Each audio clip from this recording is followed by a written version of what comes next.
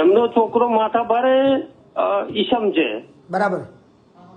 એમને એવું પકડાયું છે, વિજિલન્સ દ્વારા પકડ્યું છે, આપણે જીબી નું કહેવાય ને. હવે એવું મારી જોડે મારઝૂડ કરવા આવી ગયેલો તારે. જી.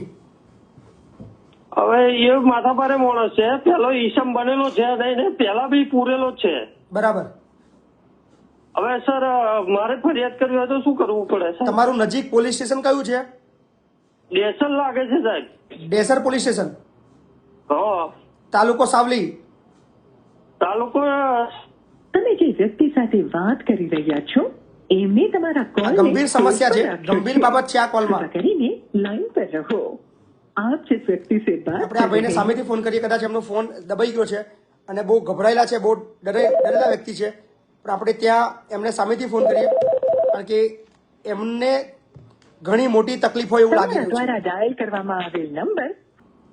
હવે ડેસર તમારું નજીકનું પોલીસ સ્ટેશન હોય ત્યાં તાત્કાલિક ધોરણે પોલીસ સ્ટેશન પહોંચો.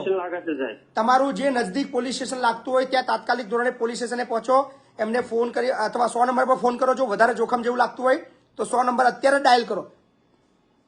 પણ એમના જ બધા કારીગરો. તમે આપો ને, ચિંતા ના કરો, બાકી હું જોઈ લઈશ.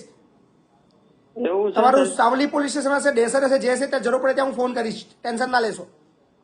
અને આ જે કાઢવામાં આવે ને અહીંથી બહારથી મને ખેંચીને બહાર કાઢ્યો અને મારીને જોડીને ફેંકી દીધો અહીંયા. તમે જરૂર પડે તાત્કાલિક, તમે ગમે ત્યારે 24 કલાક માટે અજબપુરા ગ્રામ પંચાયતના સરપંચ છે.